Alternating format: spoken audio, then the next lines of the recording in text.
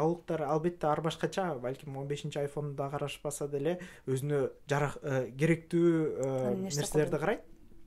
Дан эле ошол эле окууда окуун тегерегинде эле дайыма эле жүрөбүз.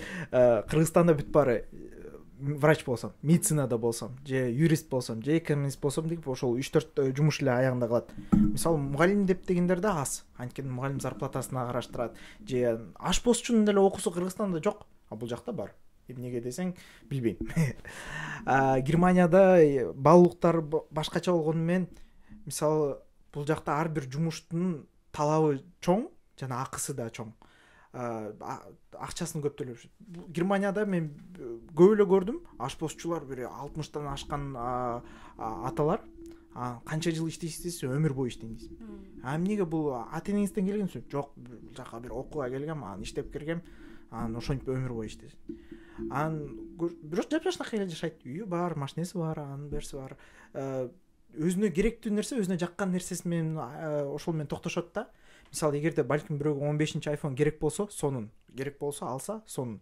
Бирок мен чын айтайын, 256 гигабайт, 512 гигабайт, мен анча гигабайт корото албайм, мага 64, 128 эле монча жетет. Ошентип эле баалуулуктарды бир караштырып көрүш керек. Кыргыз болбосун, немис болбосун, негизи эле адам кишиси өзүнүн баалуулуктарын өзүнө жараштуу